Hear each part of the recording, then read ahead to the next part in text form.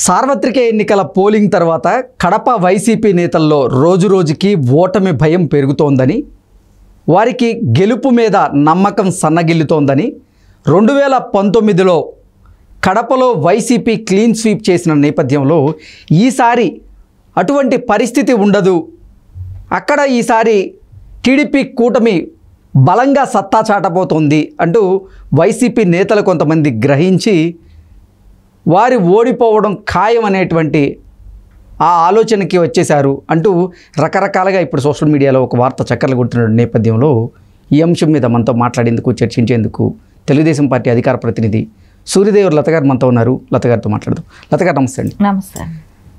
ఆంధ్రప్రదేశ్లో సార్వత్రిక ఎన్నికల పోలింగ్ తర్వాత కడప వైసీపీ నేతల్లో ఓటమి భయం మొదలైందని, వారికి రోజురోజుకి గెలుపు మీద ఆశలు సన్నగిల్లుతున్నాయి అంటూ ఒక వార్త ఇప్పుడు సోషల్ మీడియాలో చక్కర్లు కొడుతూ ఉంది.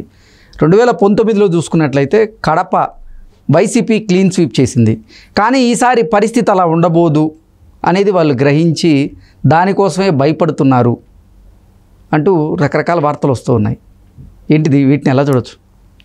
అంటే జగన్మోహన్ రెడ్డి వ్యతిరేకత అయితే ఇక్కడ కనపడుతూనే ఉంటుంది. ఎందుకంటే టోటల్ ఆంధ్రప్రదేశ్ మీద ఉన్న వ్యతిరేకత ఒకటైతే ఉంది. ఇంకోటి వివేకానంద రెడ్డి గారి హత్య. సో మెయిన్ వచ్చి అక్కడ రాజశేఖర్ రెడ్డి గారికి, వివేకానంద రెడ్డి గారికి ఏదైనా కూడా రాజకీయ పరంగా వాళ్ళకంటూ అక్కడ ఒక పునాదులు వేసుకొని వాళ్ళ ఫ్యామిలీ అక్కడి నుంచే వచ్చింది కాబట్టి ఈరోజు ఆయన ఎలా చచ్చిపోయాడు, ఎవరు చంపారు అనేది అందరికీ ఒక డౌట్ ఉండింది. అప్పుడు ఏం చెప్పారు, అప్పుడు సింపతి పనిచేసింది. నారాసుర రక్త చరిత్ర అని చెప్పి ఫస్ట్ చంద్రబాబు నాయుడు గారి పేరు చెప్పడం మొదలుపెట్టారు, తర్వాత లోకేష్ గారు అన్నారు, తర్వాత ఆదినారాయణ రెడ్డి గారి పేరు చెప్పడం మొదలుపెట్టారు, బీటెక్ రవి గారి పేరు కూడా చెప్పారు. ఈ నలుగురు కలిసి చేశారు అని ప్రచారం చేశారు. కానీ ఆ తర్వాత ఎలక్షన్లు రావటమే కానివ్వండి, ఆ సింపతి వర్కౌట్ అయింది. ఎందుకంటే వాళ్ళ అక్కడ వివేకానంద గారికి విడదీయరాని అనుబంధం అయితే కడప జిల్లాతో ఉంది. సో అది ఏంటంటే ఆయన చనిపోయారు, చేశారేమో ఇట్లా అనేది ఒక డౌట్ అనేది ప్రజల్లో ఉండింది కాబట్టి దానికోసం కొంచెం అలాంటివి కొంచెం ప్రజల్లో ఎంతో అంత కొంచెం అది వర్కౌట్ అయి ఉంటుంది.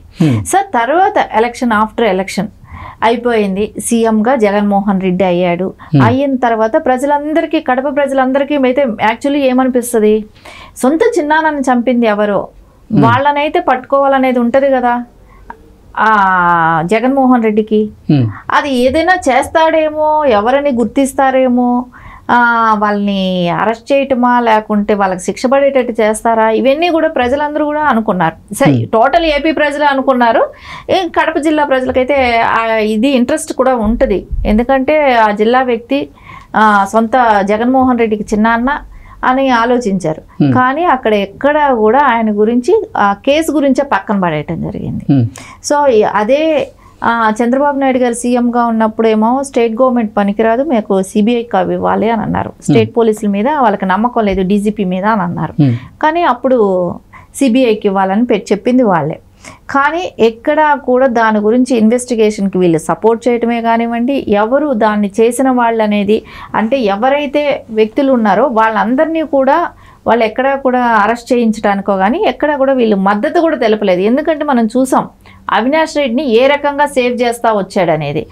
ఆ ఇది అంటే ఎప్పుడైతే అవినాష్ రెడ్డి గారిని అరెస్ట్ చేస్తా వచ్చినప్పుడు కూడా ఆయన సేవ్ చేసిన విధానం, స్టేట్ పోలీసు ఏ రకంగా సేవ్ చేశారు, ఇవన్నీ కూడా ప్రజలందరూ కూడా చూశారు. సో ఇక్కడ సొంత బాబాయిని చంపినది ఇంకొక బాబాయ్ కొడుకు అనేది ఒక ముద్ర ఉంది, అది కుటుంబ వ్యక్తి. సో దీనిలో ఇన్వాల్వ్మెంట్ ఎవరెవరికి ఉంది అనేది మనం చూసినప్పుడు జగన్మోహన్ రెడ్డికి కూడా ఉందేమో అనేది కడప ప్రజలందరికీ కూడా తేటతెల్లం అయింది. ఎందుకంటే వాళ్ళ ఇంటికి ఫోన్లు వెళ్ళటమే కానివ్వండి, 3 సో ఇవన్నీ కూడా పవర్ ప్రజెంటేషన్ తను ఇచ్చింది కదా సునీత గారు ఇచ్చిన ప్రజెంటేషన్లో మొత్తం క్లియర్ కట్గా ఫోన్ ఏ టైంకి ఎప్పుడు వెళ్ళింది, ఎక్కడ వెళ్ళింది అనేది మొత్తం క్లియర్ కట్గా ఉంది. సో డీటెయిల్స్ అన్నీ కూడా తను ఎక్స్ప్లెయిన్ చేయటం జరిగింది. ఆ బాడీ వీళ్ళు ఫస్ట్ ఏదైతే సాక్షి పేపర్లో వచ్చింది, ఏమని వచ్చింది, హార్ట్ అటాక్ అని చెప్పారు. సో అది సాక్షి పేపర్ కూడా ఎవరిది, జగన్మోహన్ రెడ్డిది. సో భారతి గారు చూస్తున్నారు. అలాంటి దానిలోనే వాళ్ళ ఇంట్లో చనిపోయిన వ్యక్తి గురించి ఇలా తప్పుడు రాతలు రాశారు అని అంటే సో ప్రజలందరిలో కూడా ఒక చేంజ్ అనేది వచ్చింది. సో అది కూడా కాకుండా ఎవరైతే షర్మిల గారే కానీ, సునీత గారే కానీ, సౌభాగ్యమ్మ గారే కానీ వీళ్ళందరూ కూడా బయట ప్రచారం చేయటం. సో సొంత తల్లి జగన్మోహన్ రెడ్డి తల్లి అయిన విజయమ్మ గారు కూడా అమెరికా నుంచి ఒక వీడియో పెట్టడం. అంటే ఇక్కడ షర్మిల గారికి సపోర్ట్ చేయమన్నారే కానీ జగన్మోహన్ రెడ్డికి సపోర్ట్ చేయమని అక్కడ ఆవిడ చెప్పింది ఏంటి, షర్మిల గారిని ఆదరించండి, రాజశేఖర్ రెడ్డి గారిని ఆదరించిన విధంగానే షర్మిల గారిని ఆదరించండి. అక్కడ ఎవరిని గురించి ఇంపార్టెంట్, ఆ తండ్రికి తగ్గ కూతురు అన్నట్టే షర్మిల గారిని ప్రమోట్ చేశారు. కానీ ఇక్కడ జగన్మోహన్ రెడ్డిని ప్రమోట్ చేయలేదు. అట్లీస్ట్ ఆవిడ నా కొడుకుని ఆదరించండి అని రాష్ట్ర ప్రజలందరికీ కూడా ఎలాంటి మెసేజ్ కూడా చెప్పలేదు. సో దీనిలో కడప ప్రజలకి ఎందుకు అర్థమవుదు? సో మొత్తం స్టేటే అర్థమైంది కదా ఆవిడ ఎవరికి సపోర్ట్ చేశారనేది. ఇది ప్రజల్లో బాగా నాటుకుపోయింది. సో దీని మూలాన ప్రజల్లో అవేర్నెస్ వచ్చింది. సో సొంత తల్లియే వ్యతిరేకిస్తుంది, అక్కడ సొంత తల్లి నమ్మట్లేదు. అలాంటి టైంలో ప్రజలు ఎలా నమ్ముతారు? కడప ప్రజలు ఎలా నమ్ముతారు? సో ఇప్పుడు మనం చూసాం, భారతిరెడ్డి గారు పులివెందుల ప్రచారానికి వెళ్ళినప్పుడు కూడా ఆవిడని నిలదీశారు కదా, మా పాస్బుక్ల మీద నువ్వు మీ ఫొటోస్ ఏంటని. ఎంత వ్యతిరేకత! సో పులివెందలు అంటే మా అడ్డా అని అనుకున్న వాళ్ళు, సో పులివెందల్లోనే వాళ్ళని ఎదిరించే వాళ్ళు ఉన్నారు, పులివెందల్లోనే వాళ్ళు నిలదీసే వాళ్ళు ఉన్నారు. సొంత సీఎం అంటే ఒక సీఎం భార్య వెళ్ళిన ప్లేస్లోనే ఆవిడని నిలదీసి అడిగారు అని అంటే ఎంత వ్యతిరేకత వచ్చింది. సో ఈ వ్యతిరేకతకు అంతా కూడా కారణం రేపు రాబోయే రిజల్ట్సే.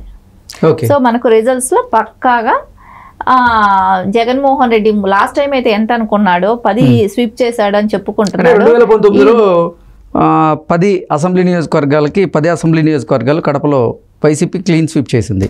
కానీ ఈసారి మాత్రం పరిస్థితి మారబోతుంది. మైదుకూరు, అలాగే ప్రొద్దుటూరు, కమలాపురం ఈ నియోజకవర్గాల్లో టీడీపీ అభ్యర్థులు కూడా, అంటే కూటమి అభ్యర్థులు ఎవరైతే ఉన్నారో బలంగా వాళ్ళు ఈసారి బలమైనటువంటి అభ్యర్థులు గట్టి పోటీ కూడా ఇవ్వబోతున్నారు. అక్కడ వాళ్ళు గెలవబోతున్నారు అనేటువంటి సంకేతాలు కూడా బలంగా వినపడుతున్నాయి. అలాగే జమ్మలమడుగు కూడా గతంలో వైసీపీ కైవసం చేసుకుంది. ఈసారి మాత్రం పరిస్థితులు అక్కడ భిన్నంగా ఉన్నాయి. అక్కడ కూటమి రాబోయే అవకాశం ఉంది అంటూ రకరకాలుగా కొన్ని వార్తలు వస్తున్నాయి. ఆదినారాయణ రెడ్డి గారు జమ్మలమడుగు గురించి చెప్తున్నారు కాబట్టి, ఆదినారాయణ రెడ్డి గారు గతంలో 3 సార్లు ఎమ్మెల్యే, ఆయన సుధీర్ రెడ్డి గారు. అలాంటప్పుడు ఆయన వేరే ఎంపీగా ఆయన వెళ్ళటం మూలాన ఓడిపోయారు. సో ఇప్పుడు ఎమ్మెల్యేగా అక్కడ బీజేపీ క్యాండిడేట్గా ఉన్నారు. సో కూటమితో కలిపి ఉంది.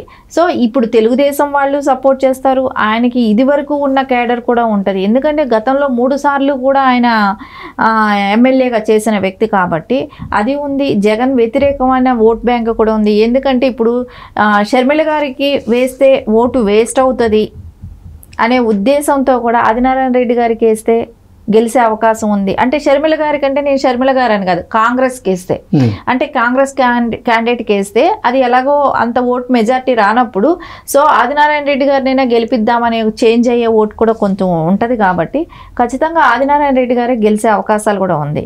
అంటే ఆయన గత కొన్ని సంవత్సరాలుగా వాళ్ళ కుటుంబం అంతా కూడా రాజకీయ పరంగా ఉంది కాబట్టి అది కూడా వచ్చే అవకాశం ఉంది. యాక్చువల్లీ ఇంకే అంత ఎందుకు, పులివెందలా గెలుస్తాడా గెలవడా, గెలిస్తే ఇది వరకు వచ్చిన భారీ మెజార్టీ అయినా వస్తుందా రాదా అనేది కూడా ఇక్కడ మనం చూసుకోవాల్సిన అంశం. ఎందుకంటే బీటెక్ రవి కూడా అక్కడ పుంజుకోవటం జరిగింది కాబట్టి ఖచ్చితంగా అక్కడ తెలుగుదేశం వచ్చే అవకాశాలు కూడా ఉన్నాయి. ఎందుకంటే ఈ కాంగ్రెస్ అనేది కొంచెం ఓట్ బ్యాంక్ చీలుస్తుంది. షర్మిల గారు కూడా తను ఎంపీగా పోటీ చేశారు కాబట్టి సో ఓట్ బ్యాంక్ అయితే చీలే అవకాశం కూడా ఉంది.